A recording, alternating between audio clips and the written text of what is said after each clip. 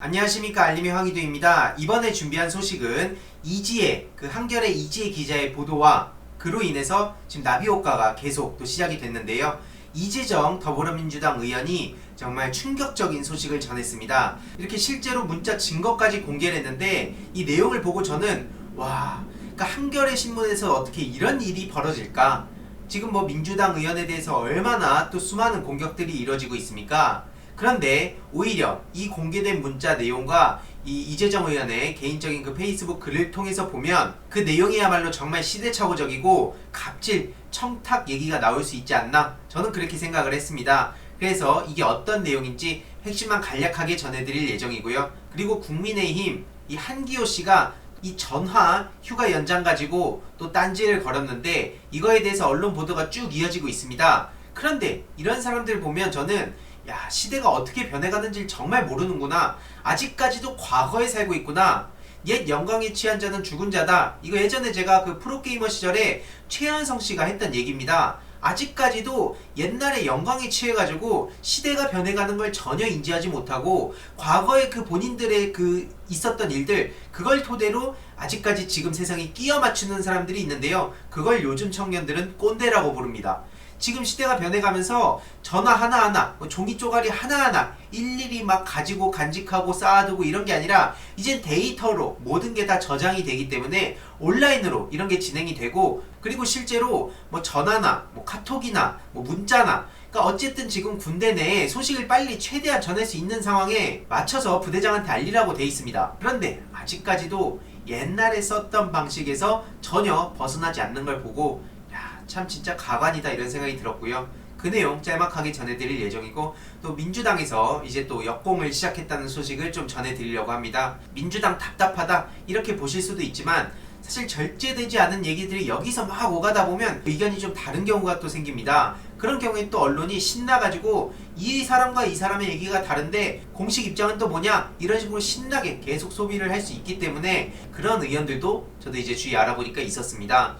그래서 아무튼 이런 전반적인 상황에 대해서 핵심을 전해드릴 예정이고요. 또 윤미향 의원의 남편이 지금 최근에 6억 4천만 원대의 민사소송에 이어서 직접 형사고소까지 했다는 소식이 전해졌습니다. 그리고 조국 전 장관의 이 따박따박 가겠다는 오늘자 입장도 밝혔는데 정말 가슴 아프면서도 한편으론 든든하기도 합니다. 그래서 이런 전반적인 내용들 이번에도 핵심만 짤막하게 전해드리도록 하겠습니다. 일단 앞서 말씀드렸듯이 이 장군 출신 한기호 씨는 지금 국민의힘 의원입니다. 근데 전화 휴가 연장을 두고 지휘관들 어쩌라고, 전화로 휴가 신청하면 어쩌나 이런 식으로 얘기를 하는데요. 시대가 변했다는 걸 전혀 인정하지 못하고 지금도 예를 들어서 아프면 직장에 출근해서 아픈 거 맞구나 하고 그 증거를 갖고 와봐 하고 확인한 후에 집에 보내는 사람들도 있다고 하는데, 사실 요즘 업무 분위기라든지 이런 걸 봤을 때에도 그런 식으로 하면 직원들한테 욕먹습니다. 기술이 발전했으면 그 기술에 따라가는 게 맞는 것이죠. 안 그렇습니까? 아무튼 그리고 중요한 건 최근에 이재정 의원이 한겨레 그리고 이지혜 기자 관련해서 태그를 걸었습니다. 내용은 직접 인용 따옴표를 함부로 붙이면 안 되는 거 기사 작성 기본 아니냐? 이거에 대해서 책임을 져야 된다. 이런 입장을 밝힌 거고요. 항상 이런 취지의 태도로 이슈를 어디로 끌고 갈지가 늘 더 걱정이라면서 이런 글을 며칠 전에 올린 겁니다. 그러면서 예로부터 여의도에서 언론과 검찰과 맞서는 바보는 몇 없다. 역사적으로도 단 한 번도 정치인이 이긴 적 없는 전선이고, 친문 또는 강성 친문이라는 손쉬운 말로 치부해서는 안 되는, 나도 알고 그대들도 아는, 여의도 단 몇 달만이라도 걸치냐면 모두 아는 진실이다 라고 이렇게 입장을 밝혔습니다. 실제로 한겨레 이지혜 기자가 카투자는 편에서 추미애 아들 의혹 불길에 기름 붓는 여당 의원들이라는 보도를 했었죠. 이재정 의원 관련된 내용도 있고요. 또 강성 친문 의원들은 아랑곳 않는 모습이다.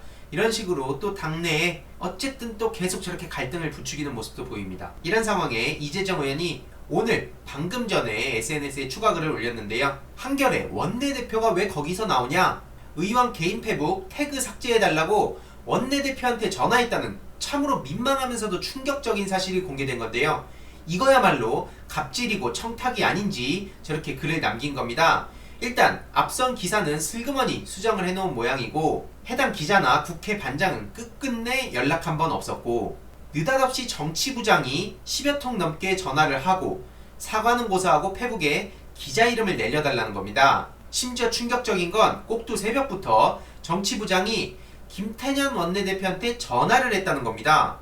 지금 2020년 21대 국회입니다. 7, 80년대도 아니고 국회의원 한 명 한 명 각자가 헌법기관으로 책임을 지고 일하는 겁니다. 이거야말로 진짜 고루하고 권위적이고 심지어 명색이 진보 언론이라던 한겨레의 책임자가 이런 식으로 일 처리하는 거에 할 말을 잃는다고 저렇게 비판을 한 겁니다. 그 실수보다도 일을 처리하는 방식과 그 태도에 더 큰 문제를 느낀 거고요.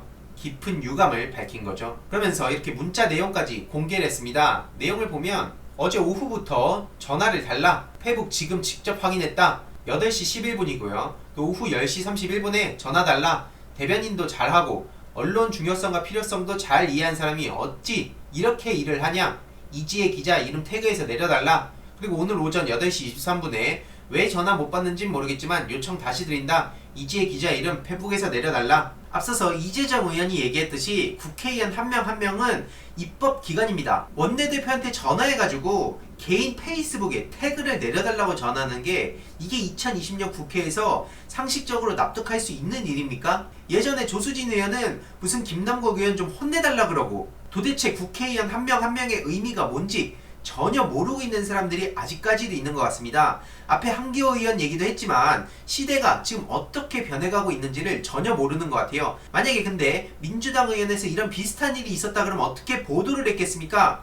민주당 의원 갑질 논란, 청탁 논란 이런 식으로 안 했겠어요? 이러니까 지금 검찰을 비롯해서 언론 이런 적폐 기득권 세력들까지도 같이 욕을 먹는 거 아니겠습니까? 한겨레 이지혜 기자를 찾아보니까 실효여가 무려 304고요. 계속 보면 추미애 장관을 비롯해서 민주당 의원들 저격하는 보도가 이어지고 있습니다.